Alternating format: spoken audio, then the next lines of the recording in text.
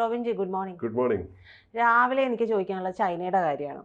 അതായത് കുറച്ച് ദിവസമായി ചൈനയിൽ ഇങ്ങനെ അതെ നമ്മൾ അങ്ങോട്ട് കയറി പോയിട്ട് കുറച്ച് ദിവസമായി. അത്രമാത്രം ഉണ്ട് ചൈനയെ കുറിച്ച് പറയാൻ. നല്ലതല്ല, മോശം കാര്യങ്ങൾ തന്നെയാണ് അതെ കൂടുതൽ പറയാനുള്ളത്. അതെ, അത് തന്നെയാണ് എനിക്ക് ചോദിക്കാനുള്ളത്. ചൈനയെ നമ്മളെപ്പോഴും ഒരു പാർട്ട്ണറായിട്ട് കാണുമ്പോഴും ഒരു ആം ഡിസ്റ്റൻസിൽ തന്നെയാണ് ഇന്ത്യ നിർത്തിയിട്ടുണ്ടായിരുന്നത്. ഇപ്പൊ ചൈനയുടെ ഒരു ഇടപാട് നമുക്കറിയാം. അതായത് കടം കൊടുക്കുക, കടം കൊടുത്തെടുത്തുനിന്ന് മൊത്തത്തിൽ ഈ ഷൈലോക്കിന്റെ പോലെയാണ്. അപ്പൊ ആ രീതിയിൽ എല്ലാം കൊണ്ടുപോവുക എന്നുള്ളതാണ്. ഇപ്പോൾ ചൈന ഈ കടം കൊടുത്ത് വരുന്ന രാജ്യങ്ങളൊക്കെ നോക്കിയിട്ടുണ്ടെങ്കിൽ സത്യത്തിൽ അതിൽ ചില കുതന്ത്രങ്ങൾ കാണുന്നുണ്ട്. ആ കുതന്ത്രങ്ങൾ എന്ന് പറയുന്നത് നമ്മുടെ രാജ്യത്തിനെതിരെയാണ്, ഭാരതത്തിനെതിരെയാണ്. ചൈന എന്താണ് ഇതിൽ നിന്ന് ഇത്രത്തോളം കടം കൊടുക്കുന്നതിലൂടെയൊക്കെ എന്താണ് ചൈന ഈ ലക്ഷ്യം വെക്കുന്നത്? നമ്മളാണെങ്കിൽ ഇപ്പോൾ US-ഉമായിട്ട് ഈ താരിഫ് ഇഷ്യൂ ഉണ്ട് എന്ന് പറയുമ്പോൾ പോലും നമ്മൾ US-ഉമായിട്ട് പലതരത്തിലുള്ള കരാറുകളിലൊക്കെ ഏർപ്പെടുകയും ചെയ്യുന്നുണ്ട്. അപ്പൊ എല്ലാവർക്കും ഒരു ഡൗട്ടാണ്, എന്താണ് സംഭവിക്കുന്നത്? ഇതിനെ ഡെപ്റ്റ് ട്രാപ്പ് ഡിപ്ലോമസി എന്നാണ് ചൈനയുടെ ഇപ്പം നമ്മളൊന്ന് ചർച്ച ചെയ്യാൻ പോകുന്ന ഈ നയത്തെ പറയുന്നത്. അതായത് കടം കൊടുത്ത് കടക്കണിയിലാക്കുക. അതൊരു ഡിപ്ലോമാറ്റിക് ആയിട്ടാണ് അത് ചെയ്യുന്നത്. അതിന്റെ പുറകിൽ ഇങ്ങനെ നിഗൂഢമായൊരു ഉദ്ദേശമുണ്ടെന്ന് വാങ്ങുന്നവർക്ക് മനസ്സിലാവാത്ത തരത്തിൽ ഈ ഡെപ്റ്റ് ട്രാപ്പ് ഡിപ്ലോമസി ചെയ്യുന്നത് ഇപ്പോൾ ലോക ബാങ്കുകൾ ചെയ്യുന്നുണ്ടോ, രാജ്യങ്ങൾക്ക് വേണ്ടിയിട്ട് കൊടുക്കുന്ന വലിയ ഫണ്ടുണ്ട്. പക്ഷെ അതൊന്നും ഇത്ര സങ്കീർണമല്ല, കുറേയും കൂടെ നിയമങ്ങളൊക്കെ സങ്കീർണമാണ്, ഇത്ര ഈസി അല്ല. പക്ഷേ ഈ കടക്കണി നയം എന്ന് പറയുന്നത് ലോകത്തിന് മുമ്പ് അമേരിക്ക ഇത് വളരെ കൃത്യമായിട്ട് ചെയ്തുകൊണ്ടിരിക്കുന്നുണ്ട്. അമേരിക്ക ചൈന ചെയ്യുന്ന പോലെ വളരെ അഗ്രസീവായിട്ടല്ല ചെയ്തുകൊണ്ടിരിക്കുന്നത്. എന്നാൽ ചൈനയുടെ ഈ നൂറ്റാണ്ടിൽ ചൈന ഇത് ഇങ്ങനെ ചെയ്യുന്നതിൻ്റെ പിന്നിലുള്ള ഏറ്റവും വലിയൊരു കാര്യം എന്ന് പറയുന്നത് ഈ എന്താണ് ഡെപ്റ്റ് ട്രാപ്പ് ഡിപ്ലോമസി എന്ന് ആദ്യം ചിന്തിച്ചാൽ, ഒരു രാജ്യം മറ്റൊരു രാജ്യത്തിന് തിരിച്ചടവ് ശേഷിക്ക് മുകളിലുള്ള വായ്പ കൊടുക്കും. ഇത് കൊടുക്കുമ്പോൾ തന്നെ ഈ രാജ്യത്തിന് അറിയാതെ തിരിച്ചടയ്ക്കാൻ അവർക്ക് കഴിയില്ല. അപ്പോൾ എന്ത് ചെയ്യും? സാമ്പത്തികവും രാഷ്ട്രീയവും ഒക്കെ ആയിട്ട് അടിയറവ് പറയേണ്ടി വരും. ഞങ്ങൾക്കിത് തിരിച്ചടയ്ക്കാനുള്ള ശേഷിയില്ല. അങ്ങനെ വരുമ്പോൾ വൻകിട ഒരു പ്രവർത്തന രീതി എന്താ വെച്ചാൽ വലിയ പദ്ധതികളായിട്ട് തുറമുഖങ്ങൾ, റോഡുകൾ ഒക്കെ വികസിപ്പിക്കാന്ന് പറഞ്ഞിട്ടാണ് ഏജൻസികൾ വരിക. ഈ സർക്കാർ ഏജൻസികൾ, ചൈനീസ് സർക്കാർ ആണെങ്കിൽ ചൈനീസ് സർക്കാരിന്റെ ഏജൻസികൾ, അതായത് രാജ്യങ്ങളെ സമീപിക്കുന്നു. അപ്പോൾ മാലിയിൽ നമ്മൾ കണ്ടതാണ്, അതുപോലെ തന്നെ ശ്രീലങ്കയിൽ നമ്മൾ കണ്ടതാണ്. ശ്രീലങ്ക വലിയ കെണിയിലായിപ്പോയി. ആ രാജ്യം ശരിക്കും കടക്കണിയിലായെന്ന് മാത്രമല്ല, അവിടേക്ക് ചൈനീസ് കപ്പലുകൾ, പടക്കപ്പലുകൾ എത്തിയിട്ട് അതിനെ സ്വീകരിക്കാനുള്ള ശ്രമങ്ങൾ നടത്തി. പിന്നെ പുറത്തുള്ള മറ്റു രാജ്യങ്ങളിലെ ഇടപെടൽ, ഇന്ത്യ അടക്കമുള്ള രാജ്യങ്ങളിലെ ഇടപെടലിനെ തുടർന്ന് ആ രാജ്യത്തിന്റെ തുറമുഖത്തേക്ക്, ഇവർ പണിത തുറമുഖത്തേക്ക് അവർക്ക് എത്താൻ കഴിഞ്ഞില്ല. അപ്പോൾ വലിയ ഒരു സമയത്ത് വലിയ ചർച്ചയിലായിരുന്ന ഒരു കാര്യമാണ്. അപ്പോൾ ഇങ്ങനത്തെ വൻകിട പദ്ധതികൾക്കായി കാശ് കൊടുത്തിട്ട് ആ രാജ്യത്തെ പതുക്കെ കടക്കണിയിൽ മുക്കുകയാണ്. ആ കടക്കാരായ രാജ്യത്തിന് അത് തിരിച്ചടയ്ക്കാൻ പറ്റില്ല. അതാണ് അതിൻ്റെ ഒരു കാര്യം എന്ന് പറയുന്നത്. അപ്പോൾ ഇതിന് ഉദാഹരണങ്ങൾ ഒത്തിരി ഉണ്ട്. ബ്രിട്ടനും ഫ്രാൻസും ഒക്കെ സൂയസ് കനാലിൽ ഈജിപ്തിൽ ഒരു ചരിത്രപരമായ കടക്കണിയുടെ ഏറ്റവും നല്ല ഉദാഹരണമാണ്. അപ്പോൾ 19ാം നൂറ്റാണ്ടിൽ ഈജിപ്തിലെ ഭരണാധികാരികൾ വികസനത്തിന് വേണ്ടി ഉണ്ടാക്കിയ വലിയ തുക ബാങ്കുകളിൽ നിന്ന് അവർ കടമെടുത്തു. യൂറോപ്യൻ ബാങ്കുകളിൽ നിന്നാണ് ഈ രാജ്യം കടമെടുത്തത്. പക്ഷേ 1875 ആയപ്പോഴേക്കും ഈജിപ്ത് പാപ്പരായി പോയി. കാരണം ഇങ്ങനെ പണം കടമെടുത്തിട്ട് അത് ചെലവഴിച്ച് കഴിഞ്ഞിട്ടുണ്ടെങ്കിൽ അത് തിരിച്ചടയ്ക്കാനുള്ള ശേഷി ആ രാജ്യത്തിനില്ല, പാപ്പരായി പോയി. അപ്പോൾ കടം വീട്ടാൻ മറ്റു മാർഗങ്ങളില്ലാതെ വന്നപ്പോൾ സൂയസ് കനാലിന്റെ ഓഹരികൾ ബ്രിട്ടന് ചെറിയ വിലയ്ക്ക്, കിട്ടിയ വിലയ്ക്ക് വിൽക്കേണ്ടി വന്നു. അപ്പൊ അങ്ങനെ കിട്ടിയ ചെറിയ പണം കൊണ്ട് താൽക്കാലികമായി പിടിച്ചിരിക്കാനുള്ള ശ്രമമാണ് അവർ നടത്തിയത്. അപ്പൊ ആ സാമ്പത്തിക പ്രതിസന്ധി മുതലെടുത്തുകൊണ്ട് 1882 എന്ത് ചെയ്തു? ബ്രിട്ടൻ പൂർണ്ണമായിട്ടും അത് അവരുടെ കയ്യിലാക്കി. അപ്പൊ കൊളോണിയൽ ഓക്യുപ്പേഷൻ എന്ന് പറയുന്നതിന് അത് അവരുടെ കയ്യിലങ്ങ് ആക്കി മാറ്റി. അപ്പൊ അമേരിക്കയുടെ ഡോളർ ഡിപ്ലോമസി ഉണ്ട്, ഇത്തരത്തിലുള്ള ഒന്നാണ്. അതായത് ലാറ്റിൻ അമേരിക്കൻ രാജ്യങ്ങളിലൊക്കെ നടപ്പാക്കിയ ഒന്നാണ് ഡോളർ ഡിപ്ലോമസി എന്ന് പറയുന്നത്. അതിന്റെ രീതി എന്ന് പറയുന്നത് ഈ ഡൊമിനിക്കൻ റിപ്പബ്ലിക്കിലെ നിക്കാരാഗുവയൊക്കെ പോലുള്ള രാജ്യങ്ങളിൽ അമേരിക്ക ബാങ്കുകൾ വഴി വായ്പകൾ നൽകി. എന്നിട്ട് ഇതിനെല്ലാത്തിനും ബേസ് ഒന്ന് തന്നെയാണ്, പണം കൊടുത്തിട്ട് അത് തിരിച്ചടയ്ക്കാൻ പറ്റാത്ത ഒരു സാഹചര്യം വന്നു. അപ്പോൾ അമേരിക്ക ഇവിടെ എന്താ ചെയ്തത്? ആ രാജ്യങ്ങളുടെ കസ്റ്റംസ് ഡ്യൂട്ടി, നമ്മളിവിടെ പാലിയേക്കര ടോൾ ഗേറ്റ് പിരിക്കുന്നത് പോലെ അവിടുത്തെ കസ്റ്റംസ് ഡ്യൂട്ടി പിരിക്കുന്ന ആ ചുമതല അങ്ങ് ഏറ്റെടുത്തു. അതങ്ങ് ഏറ്റെടുത്തിട്ട് ആ പണം മുഴുവൻ, കിട്ടുന്ന കാശ് മുഴുവൻ എങ്ങോട്ടാണ് പോകുന്നത്? അമേരിക്കയുടെ കയ്യിലേക്കാണ് പോകുന്നത്. അപ്പോൾ അങ്ങനെ പോകുമ്പോൾ ആ രാജ്യത്തെ പണം, ഡെവലപ്മെന്റിന് വേണ്ടി ഉണ്ടാക്കേണ്ട പണം മുഴുവൻ US കയ്യിലേക്ക് പോയി എന്നുള്ളതാണ് അതിന്റെ പലിശ ഇനത്തിൽ. അപ്പം ന്യൂ ഫൗണ്ട്ലാൻഡ് എന്ന് പറഞ്ഞിട്ടുള്ള ഒരു രാജ്യം ഇല്ലാതായി പോയൊരു കഥയുണ്ട്. 1930-കളിൽ ഇതുപോലെ കാനഡയുടെ അടുത്തായിരുന്നു ഈ രാജ്യം ഉണ്ടായിരുന്നത്. അപ്പം ഇതേപോലെ ഒന്നാം ലോക മഹായുദ്ധത്തിന് ശേഷം സാമ്പത്തിക മാന്ദ്യം ഉണ്ടായപ്പം കടമെടുത്തു. ഇതുപോലെ രാജ്യം കടത്തിലായി. അങ്ങനെ കടം വീട്ടാൻ കഴിയാതെ വന്നപ്പോൾ അവരുടെ ജനാധിപത്യവും അവരുടെ സ്വാതന്ത്ര്യം എല്ലാം ബ്രിട്ടന് അടിയറ വെക്കേണ്ടി വന്നു. ഇന്നിപ്പോൾ അത് കാനഡയുടെ ഭാഗമാണ്. അപ്പൊ ആ രാജ്യം തന്നെ ഇല്ലാതായി പോയി എന്നുള്ളതാണ്. വേൾഡ് ബാങ്ക് ചെയ്യുന്നത് ഞാൻ നേരത്തെ പറഞ്ഞ പോലെ ഇതേപോലുള്ള പരിപാടികളാണ്. അത് നേരിട്ടുള്ള ഭൂമി പിടിച്ചെടുക്കോ അങ്ങനെയുള്ള കാര്യങ്ങളൊന്നും ഇല്ലെങ്കിലും അതിന് മറ്റൊരു തരത്തിൽ അതൊരു കടക്കണിയാണ് എന്ന് വേണമെങ്കിൽ പറയാം. അതുപോലെ തന്നെ ഈ സ്വകാര്യ ഹെഡ്ജ് ഫണ്ടുകളുണ്ട്. വലിയ ഇക്വിറ്റി ഇത്തരത്തിലുള്ള ഹെഡ്ജ് ഫണ്ടുകൾ നൽകുന്ന വലിയ ബാങ്കുകൾ, വലിയ കൺസോർഷ്യങ്ങളുണ്ട്. അവർ പാപ്പരായ രാജ്യങ്ങളുടെ കടപ്പത്രങ്ങൾ കുറഞ്ഞ വിലയ്ക്ക് വാങ്ങും. ഇപ്പം ഒരു സാധാരണ ഒരു ശ്രീലങ്കയാണെന്ന് വിചാരിക്കും, ഒരു ഉദാഹരണത്തിന്.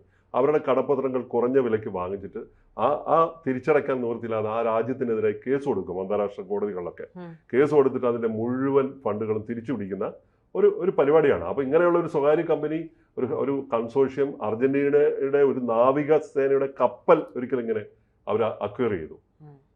ഒരു രാജ്യത്തിന്റെ കപ്പൽ, ആ കപ്പൽ വ്യൂഹത്തെ അവർ അക്വയർ ചെയ്ത സംഗതികൾ ഉണ്ടായിട്ടുണ്ട്. അപ്പൊ ഇതാണ് അതിന്റെ ഒരു പൊതുവായ രീതി എന്ന് പറഞ്ഞത്. ഈ ഒരു രംഗത്തേക്കാണ് ഇപ്പോൾ ചൈന വളരെ അഗ്രസീവായിട്ട് ഇറങ്ങിയിട്ട് പ്രവർത്തിക്കുന്നത്. ചൈനയുടെ ഈ കടക്കണി നയം, അവര് ഓരോ രാജ്യങ്ങളിലും പോയിട്ട് തുറമുഖങ്ങൾ, വിമാനത്താവളങ്ങൾ, അവിടുത്തെ ഖനികളൊക്കെ ഉണ്ട്. അപ്പൊ ഒന്നുകിൽ ഇത് പണം തിരിച്ചടിക്കാൻ കഴിഞ്ഞില്ലെങ്കിൽ ആ ഖനികൾ സ്വന്തമാക്കും, അല്ലെങ്കിൽ അത് പാട്ടത്തിനെടുക്കും. അതല്ലെങ്കിൽ ആ തുറമുഖങ്ങൾ, വിമാനത്താവളങ്ങളൊക്കെ സ്വന്തമായിട്ട് മാറ്റും. അങ്ങനെയാണ് ഈ ശ്രീലങ്കയിൽ അവർ നടത്തിയ നീക്കം എന്ന് പറയുന്നത്. അപ്പോൾ ഇങ്ങനെ വരുമ്പോൾ ഇപ്പോൾ ശ്രീലങ്കയിലെ ഈ നീക്കം എന്ന് പറയുന്നത് നമുക്കറിയാം. ഹമ്പൻതോട്ട തുറമുഖത്ത് നടന്നത് കടക്കണിയുടെ ഏറ്റവും വലിയ ഉദാഹരണമായിട്ട് നമ്മൾ നേരത്തെ പറഞ്ഞതുപോലെ. അതുപോലെ തന്നെ ചൈനീസ് വായ്പ ഉപയോഗിച്ച് ശ്രീലങ്ക ഇത് നടത്തിയപ്പോൾ പ്രതീക്ഷിച്ച വരുമാനം കിട്ടാതായി.